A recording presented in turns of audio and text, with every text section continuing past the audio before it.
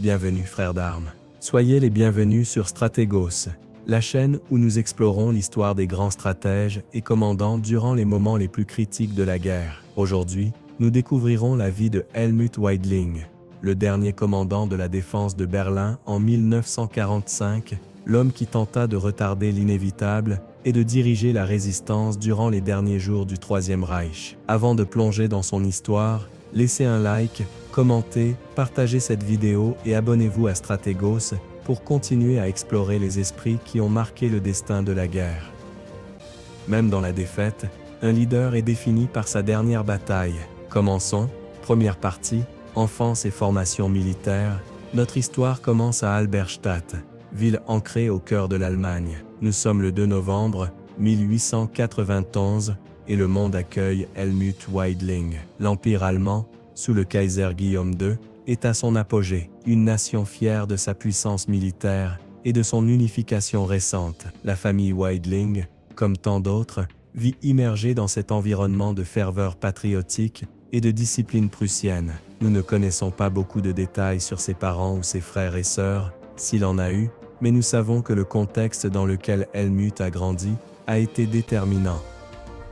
Le 19e siècle touche à sa fin, une époque de grands changements et de tensions en Europe. Les puissances se réarment, les alliances se tissent et l'ombre d'un grand conflit plane sur le continent. Dans ce contexte, le jeune Helmut grandit, absorbant les valeurs d'une société où l'armée n'est pas seulement une institution, mais un pilier fondamental de l'État et un symbole d'honneur. L'influence de l'environnement prussien, avec sa hiérarchie rigide et son culte de la milice, est indéniable dans la vie de Weidling. Pour beaucoup de jeunes de l'époque, l'armée n'était pas seulement une option de carrière, mais un destin presque inévitable, une façon de servir la patrie et d'accéder socialement. Ainsi, il n'est pas surprenant qu'Helmut, imprégné de cet esprit, ait décidé de suivre la voie des armes.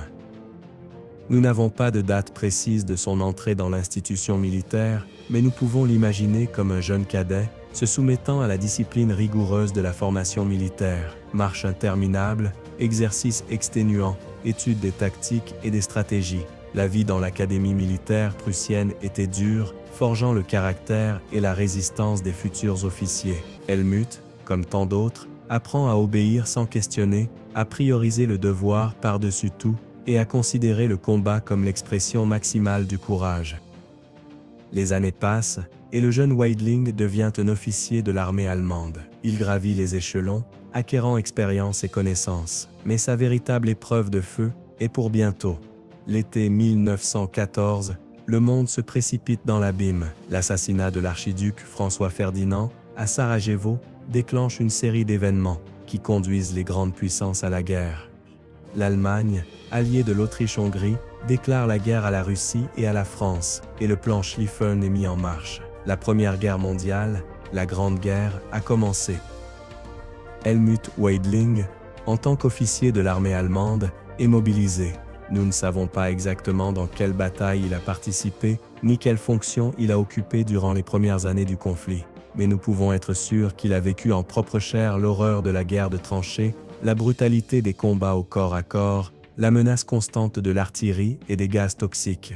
La Première Guerre mondiale fut un conflit différent de tous les précédents. La technologie militaire avait progressé à pas de géant, rendant la guerre plus meurtrière et destructrice que jamais. Les mitrailleuses, les chars, les avions et surtout l'artillerie lourde ont semé la mort et la désolation sur les champs de bataille d'Europe.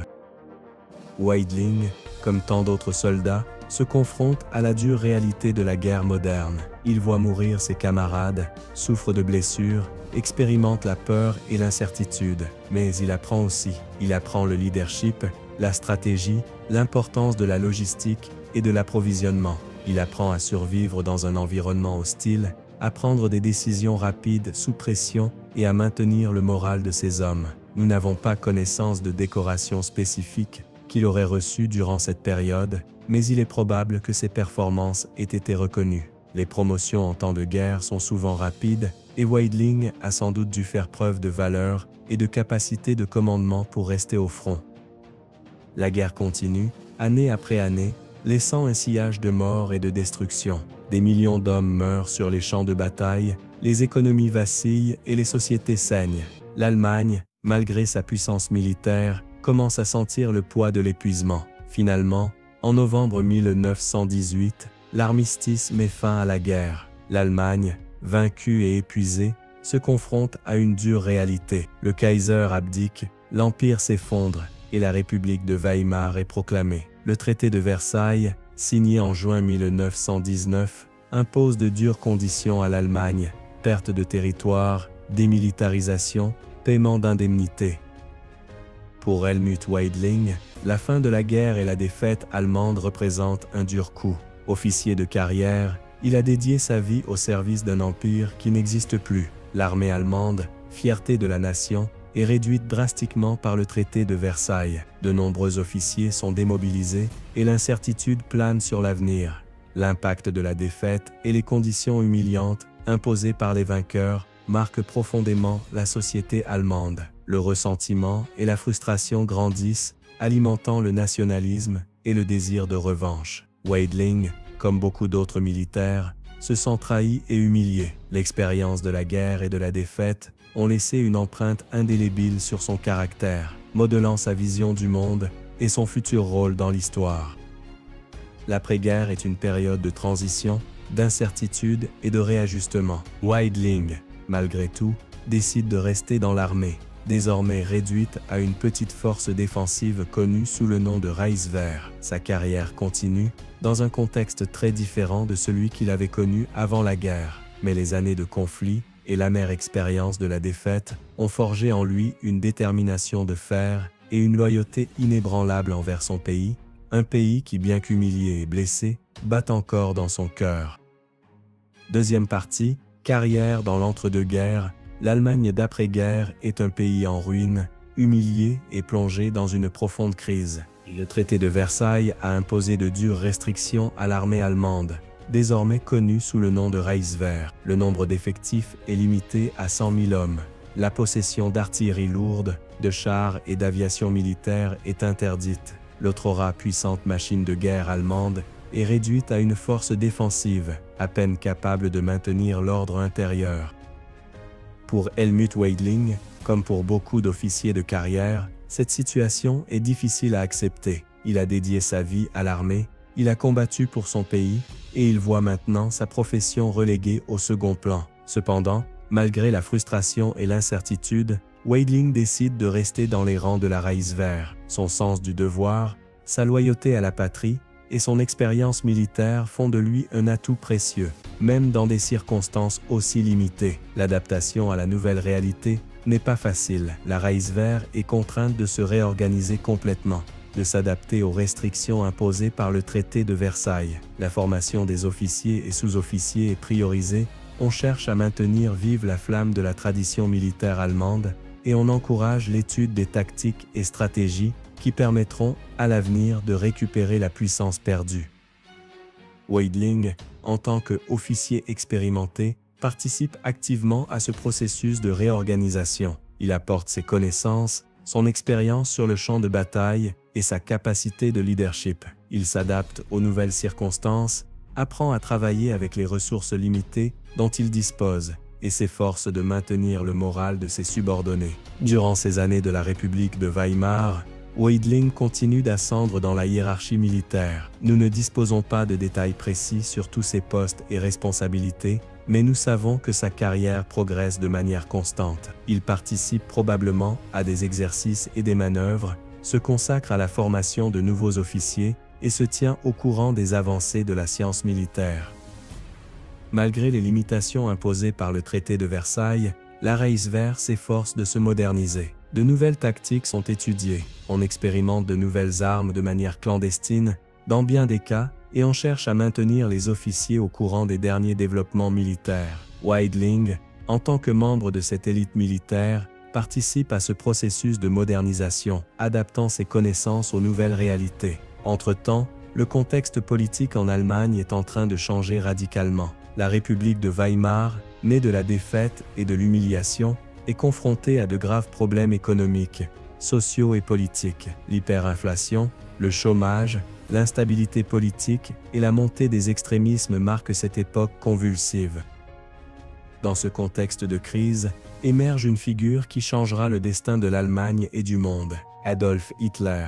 Leader du Parti national-socialiste des travailleurs allemands NSDAP, Hitler canalise le mécontentement et la frustration d'une partie importante de la société allemande. Son discours nationaliste, antisémite et revanchard touche profondément une population qui cherche des coupables à la défaite et aspire à retrouver la fierté perdue. L'ascension d'Hitler et du parti nazi est fulgurante. Lors des élections de 1932, le NSDAP devient le parti le plus voté et en janvier 1933, Hitler est nommé chancelier d'Allemagne. Commence ainsi un processus de transformation radicale du pays, qui affectera tous les domaines de la société, y compris l'armée. La doctrine militaire allemande connaît un changement significatif sous le régime nazi. On abandonne l'idée d'une force défensive limitée et on mise sur une expansion massive de l'armée, dans le but de récupérer la grandeur perdue et de préparer l'Allemagne à un nouveau conflit. Le service militaire obligatoire est réintroduit, d'importantes sommes d'argent sont investies dans l'armement et une nouvelle doctrine basée sur la guerre éclair, Blitzkrieg, est développée. En 1935, la Reichswehr est officiellement transformée en Wehrmacht, les forces armées unifiées de l'Allemagne nazie. Ce changement symbolise la rupture définitive avec les restrictions imposées par le traité de Versailles et le début d'une nouvelle ère pour l'armée allemande. Quel est le rôle de Helmut Weidling dans ce contexte de transformation radicale? En tant que militaire de carrière, Weidling se trouve dans une position délicate. D'un côté, c'est un professionnel loyal à son pays, qui a dédié sa vie à l'armée. De l'autre, le régime nazi représente une idéologie radicale et dangereuse qui entre en conflit avec les valeurs traditionnelles de nombreux militaires. Nous n'avons aucune preuve que Weidling ait adhéré au parti nazi, ni qu'il ait publiquement exprimé son soutien au régime. Cependant, en tant qu'officier de la Wehrmacht, il est contraint de s'adapter à la nouvelle situation politique. L'influence du nazisme au sein des forces armées est de plus en plus forte, et toute manifestation de dissidence peut avoir de graves conséquences. Weidling, comme beaucoup d'autres militaires de carrière, opte pour une attitude pragmatique. Il se concentre sur son travail, sur l'accomplissement de ses devoirs d'officier et évite de s'impliquer dans les questions politiques. Sa priorité est de servir son pays, quel que soit le régime au pouvoir. Cette attitude, cependant, n'implique pas une acceptation passive du nazisme. De nombreux militaires, dont Weidling, sont conscients des dangers que représente le régime, mais considèrent qu'il est de leur devoir de rester à leur poste pour protéger l'Allemagne d'éventuelles menaces extérieures. C'est une position complexe, pleine de contradictions et de dilemmes moraux, qui reflète la situation difficile des militaires de carrière sous le régime nazi.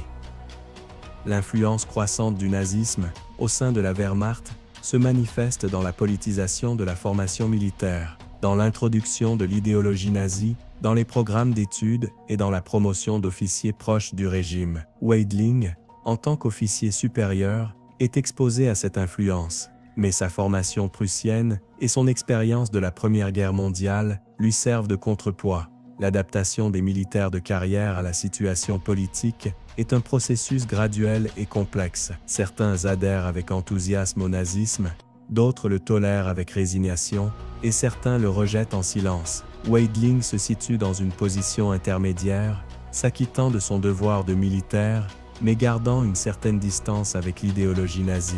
Sa loyauté est envers l'Allemagne, non envers le parti nazi. Cette loyauté sera mise à l'épreuve dans les années à venir, lorsque la guerre frappera de nouveau aux portes de l'Europe. Troisième partie, Seconde Guerre mondiale, les premières campagnes, le 1er septembre 1939. La Wehrmacht franchit la frontière polonaise. La Seconde Guerre mondiale a commencé. L'invasion de la Pologne est la première démonstration de la Blitzkrieg, la guerre éclair, qui a été soigneusement préparée par l'armée allemande pendant des années. Chars, avions et troupes d'infanterie se combinent dans une attaque rapide et coordonnée qui déborde les défenses polonaises. Bien que nous n'ayons pas de détails précis sur la participation de Helmut Weidling à la campagne de Pologne, il est très probable qu'il y ait été présent, compte tenu de son grade et de son expérience. En tant qu'officier d'artillerie, il aurait pu commander une unité de soutien, fournissant un appui-feu aux divisions Panzer qui avançaient rapidement. La campagne de Pologne est un succès retentissant pour la Wehrmacht. En quelques semaines, l'armée polonaise est défaite et le pays est occupé par l'Allemagne et l'Union soviétique, qui envahit également la Pologne depuis l'Est, conformément au pacte secret de non-agression signé avec l'Allemagne, pacte Ribbentrop-Molotov. Les premiers succès de la Blitzkrieg confirment l'efficacité de la nouvelle doctrine militaire allemande. La vitesse, la surprise et la coordination des forces sont la clé pour surpasser les ennemis. Weidling, en tant que partie intégrante de cette machine de guerre, contribue à ses succès initiaux, acquérant de l'expérience et consolidant sa réputation d'officier compétent. Après la victoire en Pologne, la Wehrmacht se prépare à de nouvelles campagnes. Au printemps 1940, l'Allemagne envahit le Danemark et la Norvège, puis se lance à la conquête de la France, de la Belgique, des Pays-Bas et du Luxembourg. La Blitzkrieg prouve une fois de plus son efficacité, et en quelques semaines, la France, principale puissance militaire d'Europe occidentale, capitule. Weidling, en tant qu'officier de la Wehrmacht, participe à ces campagnes, bien que nous ne disposions pas de détails précis sur son rôle. Cependant, son expérience et ses connaissances deviennent de plus en plus précieuses, et sa carrière continue de progresser. Mais le grand défi pour la Wehrmacht, et pour Weidling, arrive à l'été 1941. Le 22 juin, l'Allemagne lance l'opération Barbarossa, l'invasion de l'Union soviétique. Il s'agit de la plus grande opération militaire de l'histoire, avec plus de 3 millions de soldats allemands et leurs alliés envahissant un front de plus de 2900 km. Helmut Weidling participe activement à l'opération Barbarossa. Désormais, avec un rang supérieur, il est probable qu'il commande une unité de plus grande envergure, possiblement une division d'artillerie ou même un corps d'armée. Les premiers mois de la campagne sur le front de l'Est sont un succès pour la Wehrmacht. Les divisions Panzer avancent rapidement, détruisant ou encerclant de grands contingents de l'armée rouge. La Blitzkrieg semble imparable et l'Union soviétique semble au bord de l'effondrement. Weidling, en tant que commandant sur le front de l'Est, contribue à ces avancées initiales. Ces unités d'artillerie fournissent un soutien crucial aux divisions Panzer, ouvrant la voie à travers les défenses soviétiques et bombardant les positions ennemies. Cependant, la campagne en URSS devient rapidement une guerre différente des précédentes. Le vaste territoire soviétique, la résistance acharnée de l'armée rouge et l'arrivée de l'hiver russe rendent extrêmement difficile l'avance allemande. La Blitzkrieg, si efficace sur les champs de bataille d'Europe occidentale, est confrontée à de nouveaux défis à l'Est. Les difficultés logistiques se multiplient, les lignes d'approvisionnement s'allongent, le climat extrême, chaleur étouffante en été, froid glacial en hiver fait des ravages chez les soldats et le matériel. Les contre-offensives soviétiques, de plus en plus fréquentes et mieux organisées, freinent l'avancée allemande et causent de lourdes pertes. Weidling, en tant que commandant sur le front de l'Est, fait personnellement l'expérience de ces difficultés. Ces unités souffrent de l'usure du combat constant, du manque de fournitures, du froid extrême et de la résistance acharnée de l'ennemi. Malgré tout, Weidling et ses hommes continuent de se battre, accomplissant leurs devoirs et essayant de surmonter les obstacles. Tout au long de sa carrière sur le front de l'Est, Weidling occupe plusieurs postes de commandement importants. L'un des plus importants est le commandement du LVI Corps Panzer, une unité d'élite qui participe à certaines des batailles les plus importantes de la guerre. Le LVI Corps Panzer, sous le commandement de Weidling, se distingue par sa bravoure et son efficacité au combat. Weidling démontre ses capacités de leadership, son habileté tactique et sa détermination à accomplir les missions qui lui sont confiées. Ses performances sont reconnues par ses supérieurs et il reçoit plusieurs décorations pour sa valeur et son service. Mais au fur et à mesure que la guerre avance, la situation sur le front de l'Est devient de plus en plus difficile pour la Wehrmacht. La contre-offensive soviétique, lancée après la victoire à Stalingrad 1942-1943, prend de l'ampleur et l'armée allemande est obligée de reculer. Les pertes augmentent, les ressources diminuent, la supériorité aérienne passe aux mains des soviétiques et le moral des troupes baisse. Weidling, en tant que commandant d'une unité de première ligne, est témoin de ce changement de situation militaire. La guerre, qui au début semblait si prometteuse pour l'Allemagne, se retourne contre elle. Les signes que la guerre est perdue sont de plus en plus évidents. Les bombardements alliés sur les villes allemandes, la perte de territoire à l'est et à l'ouest, la pénurie de ressources et la supériorité numérique croissante de l'ennemi, tout indique que le Troisième Reich approche de sa fin. Weidling, malgré l'adversité, continue de lutter avec ténacité. Son sens du devoir, sa loyauté envers ses hommes et son professionnalisme l'empêchent de se rendre. Mais la réalité est indéniable, la guerre est perdue, et l'effondrement du front de l'Est n'est qu'une question de temps. Quatrième partie. La bataille de Berlin et la fin de la guerre, avril 1945. Le Troisième Reich s'effondre.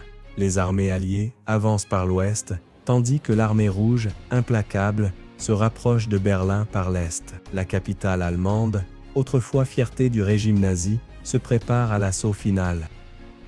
L'ambiance à Berlin est chaotique et désespérée. Les bombardements alliés ont réduit une grande partie de la ville en ruine, la population civile vit terrorisée, cachée dans les caves et les abris, et la pénurie de nourriture et de fournitures est extrême. Le régime nazi, dans ses derniers soubresauts, s'accroche au pouvoir avec fanatisme, tandis que la Wehrmacht, décimée et démoralisée, se prépare à une dernière défense désespérée. Dans ce contexte d'effondrement imminent, la situation politique et militaire au sein du Troisième Reich est chaotique. Hitler, reclus dans son bunker de la chancellerie, refuse d'accepter la réalité et continue de donner des ordres absurdes, tandis que ses généraux et ses collaborateurs se disputent le pouvoir et la survie.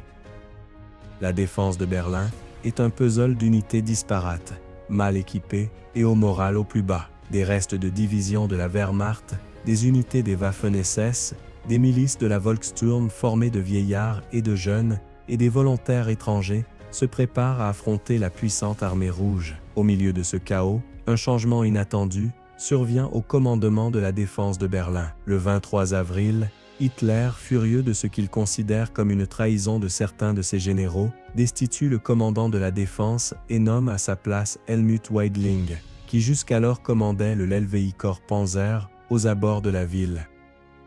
Les circonstances exactes qui ont conduit à cette nomination sont confuses et controversées. Il semble qu'il y ait eu des conflits et des disputes entre les hauts gradés et que Weidling, au départ, ait même été accusé de désertion et condamné à mort. Cependant, après une rencontre avec Hitler, Weidling non seulement est pardonné, mais il est nommé commandant de la défense de Berlin. Weidling, militaire professionnel et expérimenté, assume cette responsabilité avec un sens du devoir sombre. Il est conscient de la situation désespérée, du manque de ressources et de l'impossibilité de défendre la ville longtemps. Cependant, en tant que soldat, il est prêt à accomplir son devoir jusqu'au bout. Les ressources disponibles pour défendre Berlin sont rares. Weidling dispose d'environ 45 000 soldats, parmi lesquels des restes d'unités régulières de la Wehrmacht et des Waffen-SS, ainsi que des miliciens de la Volkssturm et quelques volontaires étrangers. La plupart sont mal équipés, avec une pénurie de munitions, d'armes lourdes et de carburant. De plus, le moral des troupes est bas, et de nombreux soldats ne pensent qu'à survivre ou à s'échapper. L'armée rouge, pour sa part, a concentré une force écrasante pour l'assaut final sur Berlin. Plus de 2 millions de soldats, soutenus par des milliers de chars, d'avions et de pièces d'artillerie, se préparent à prendre la ville. La disparité des forces est énorme, et le sort de Berlin est scellé. La bataille de Berlin commence le 16 avril, avec un intense bombardement d'artillerie soviétique sur les positions allemandes. Ensuite, les troupes de l'armée rouge lancent l'assaut, rencontrant une résistance féroce mais désorganisée. Les principaux fronts de combat s'établissent dans les faubourgs de la ville, où les unités allemandes tentent de freiner l'avancée soviétique. Weidling, depuis son poste de commandement au Bendlerblock, un complexe de bâtiments militaires au centre de Berlin, essaie de coordonner la défense, mais les communications sont difficiles et la situation change rapidement. Weidling est confronté à un dilemme impossible. Il sait que la ville ne peut être défendue, mais Hitler refuse de permettre la reddition. La seule option est de combattre jusqu'au bout, prolongeant l'agonie de la ville et causant plus de souffrance à la population civile. Malgré la situation désespérée, Weidling prend quelques décisions stratégiques pertinentes. Il tente d'établir des lignes de défense, organise des contre-attaques locales et essaie de maintenir le moral de ses troupes. Cependant, La supériorité numérique et matérielle de l'armée rouge est écrasante, et les défenses allemandes cèdent du terrain peu à peu. Entre-temps, la situation de la population civile à Berlin est catastrophique. Les bombardements soviétiques et les combats de rue causent des milliers de morts et de blessés. Les abris sont surpeuplés, la nourriture et l'eau manquent, et la violence et le pillage se répandent dans la ville. La population civile, prise entre deux feux, subit les conséquences d'une guerre déjà perdue. À mesure que l'armée rouge avance vers le centre de la ville, la situation devient de plus en plus désespérée. Les combats se déroulent maison par maison, rue par rue, et les pertes des deux camps sont énormes. Le centre de Berlin, où se trouvent les bâtiments gouvernementaux et le bunker d'Hitler, devient le dernier bastion de la résistance allemande. Le 30 avril, Hitler se suicide dans son bunker, avec son épouse, Eva Braun. La nouvelle de la mort du Führer se répand rapidement, et le régime nazi s'effondre. Weidling, maintenant libéré de son serment de fidélité à Hitler, est confronté à la décision la plus difficile de sa carrière, continuer le combat ou se rendre. Après avoir consulté ses officiers et pesé le pour et le contre, Weidling arrive à la conclusion que continuer à combattre est inutile et ne causera que plus de souffrance. Le 2 mai, Weidling prend la décision de rendre la ville. Il envoie des émissaires au commandement soviétique et peu après, signe l'acte de capitulation. La reddition de Berlin marque la fin de la bataille et de facto, la fin de la guerre en Europe. Les troupes allemandes, qui résistent encore dans la ville, déposent les armes, et l'armée rouge prend le contrôle total de Berlin. Les conséquences immédiates de la reddition sont la fin des combats et le début de l'occupation soviétique de la ville. Pour la garnison allemande, la reddition signifie la captivité. Des milliers de soldats allemands sont faits prisonniers et envoyés dans des camps de prisonniers en Union soviétique. Pour la population civile de Berlin, la reddition apporte un soulagement, mais aussi de nouvelles souffrances. La ville est en ruine, les infrastructures détruites et la pénurie de nourriture et de fournitures est extrême. De plus, de nombreux cas de violence, de pillage et de viol sont commis par des soldats soviétiques. La reddition de Berlin, signée par Helmut Weidling, marque la fin d'une ère et le commencement d'une autre. La ville, symbole de la puissance nazie, est divisée et occupée, et l'Allemagne est confrontée à un avenir incertain. La guerre est terminée, mais les blessures mettront longtemps à cicatriser. 5e partie, après-guerre, captivité et décès. La reddition de Berlin, le 2 mai 1945, marque la fin de la résistance allemande et la chute du Troisième Reich. Pour Helmut Weidling, le général qui a signé la capitulation, commence un nouveau chapitre, sombre et plein d'incertitudes, la captivité. Après la reddition, Weidling est immédiatement capturé par les forces soviétiques. En tant que commandant de la défense de Berlin, il est considéré comme un prisonnier de haute valeur, et son destin est entre les mains des autorités soviétiques. Weidling, ainsi que d'autres hauts gradés allemands capturés à Berlin, est transféré en Union soviétique. Il n'est pas envoyé dans un camp de prisonniers de guerre ordinaire, mais est incarcéré dans des prisons spéciales destinées aux prisonniers de haut rang et à ceux accusés de crimes de guerre. Le voyage en Union soviétique est long et pénible. Les prisonniers sont transportés dans des conditions précaires, avec peu de nourriture et d'eau, et soumis à des interrogatoires constants. Weidling, comme beaucoup d'autres, subit les conséquences de l'épuisement, du stress et de l'incertitude quant à son avenir.